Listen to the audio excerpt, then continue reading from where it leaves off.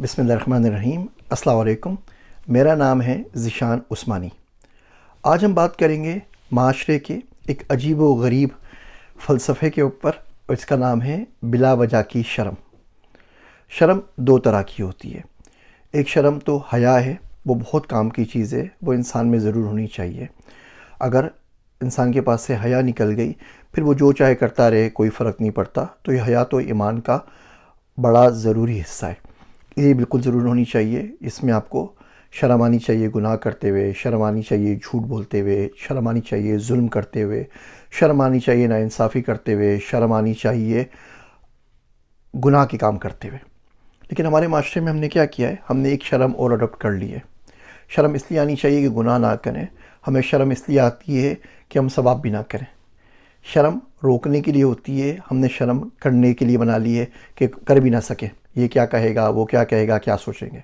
ये वाली जो शर्म है, ये दो चीज़ों का मजमूआ है, अना और डर। अना, मैं हूँ, मैं ये कर सकता हूँ, ये नहीं कर सकता, लोग क्या कहेंगे।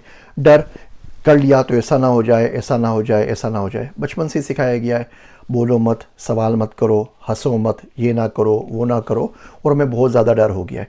और इस बिला वजह की शर्म की वजह से एक अच्छा खासा बच्चा तबाह बर्बाद हो जाता है।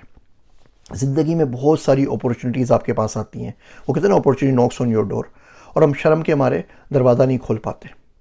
रिसर्च बताती है कि वो लोग जो अपनी पहली सैलरी को नेगोशिएट नहीं कर सकते, उनको आगे बढ़ने के चांसेस बहुत कम हो जाते हैं। मिसाल के तौर पे आपकी पहली जॉब है और वो आपको 50,000 की ऑफ़र करते हैं। अब आप थोड़ी सी नेगोशिएट करके उस 50,000 को लाख कर सकते हैं या 75,000 कर सकते हैं। लेकिन अब शर्मा शर्मी के अंदर नहीं, बॉस क्या सोचेंगे, मैं लालची ना लगूं, उनको ये ना लगे कि बहुत ज़्यादा ग्रीडी है, आप उससे बातचीत नहीं करते। अब आपकी जो 50,000 में शुरू हुई, 4-5 साल आपने काम किया, 60-70,000 पे पहुँचे, फिर आप अगली जगह जॉब करेंगे, पूछेंगे लास्ट जॉब क्या थी, आप बोलेंगे 70,000 की। वो ज़ाहिर बात है आपको 75,000 ऑफ़र करेगा, और आपका पूरे का पूरी जो करियर ट्रेजेक्ट्री है वहाँ से डिफाइन हो जाएगी। इसके बदले दूसरा बच्चा है जिसने वहीं पे बहस कर ली कि जी 50,000 में कुछ नहीं होगा, मैं लाख लूँगा। वो लाख से शुरू करेगा, 1.25 लाख तक पहुँचेगा, अगली जॉब 2.5 लाख पे शुरू करेगा। 10 साल में वो इधर खड़ा होगा, आप इधर खड़े होंगे, आप दोनों के अंदर बहुत ज़्यादा फासला आ चुका होगा उस एक छोटी सी शर्म की वजह से। आपको कोई बात सवाल समझ में नहीं आई, आप सवाल पूछ सकते थे, लेकिन आपने सवाल नहीं पूछा शर्म की वजह से कि नहीं, लोग क्या कहेंगे, स्टूडेंट क्या कहेंगे, टीचर क्या कहेंगे, और वो ज़िंदगी भर आप उसके पीछे ले गए और वो कंसेप्ट आपको समझ में नहीं आ सका। ज़िंदगी में किसी जगह के ऊपर आके उस कंसेप्ट को यूज़ करके आप लाखों डॉलर बचा सकते थे, आप नहीं बचा सके क्योंकि आप शर्मा शर्मी के अंदर मारे गए।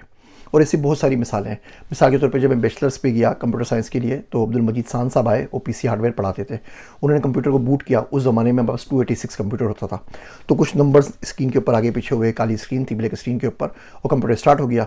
विंडोज़ 3.1 का ज़माना था, तो सब बच्चे इस्तेमाल करने लगे। मैं कहा भी रुक जाइए, ये बटन दबाया है, जो नंबर्स आगे पीछे होते हैं, रैम लिखा हुआ है, रोम लिखा हुआ है, बायोस अपडेट आया था, इसका मतलब क्या है। सब लोगों ने मेरा बड़ा मजाक बनाया कि कोई सवाल पूछने वाला है, लेकिन टीचर ने मुझे सारी चीज़ें एक्सप्लेन की।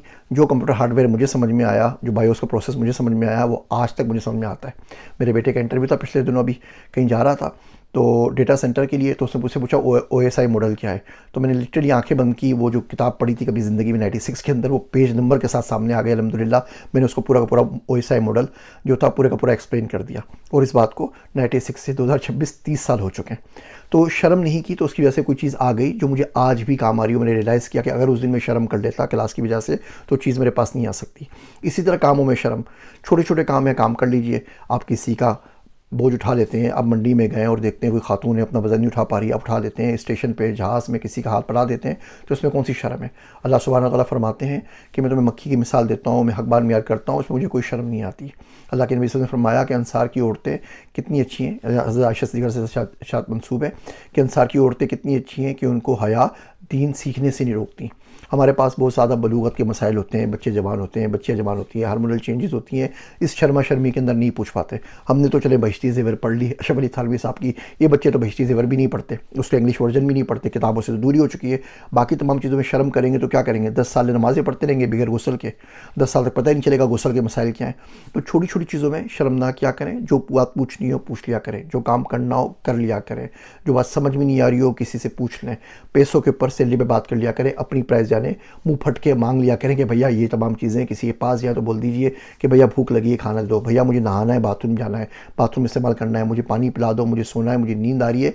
शर्म मत किया करें। इस शर्म की जो कॉस्ट है वो आप खुद भुगतते हैं। फाइनेंशियली, मेंटली, फिजिकली, इमोशनली आपकी फैमिली भुगतती है। आपके फाइनेंशियल डिसीजन ख़राब हो जाते हैं। आपको पूरी ज़िंदगी एक छोटी सी शर्म की कॉस्ट भुगतनी पड़ती है। तो अल्लाह के वास्ते इस शर्मा शर्मी के हिसार से बाहर आए। थोड़ी सी जहाँ आपका हक है, जहाँ पे आप कुछ सीख सकते हैं, मालूम कर सकते हैं, वहाँ पे शर्म ना करें। शर्म जहालत से आनी चाहिए, इल्म से नहीं। शर्म फ़क्र से आनी चाहिए, पैसे कमाने से नहीं। शर्म हडेरामी से, काम चोरी से आनी चाहिए। हलाल काम करना है, कसबे हलाल कमाना है, मेहनत करनी है, इसमें किस बात की शर्म। उम्मीद करता हूँ ये छोटे छोटे रिमाइंडर ज़िंदगी में बदलाव का सबब कहीं ना कहीं ज़रूर बनेंगे। मेरे वास्ते दुआ कीजिएगा। मैं हूँ आप सबका ज़ीशान उस्मानी।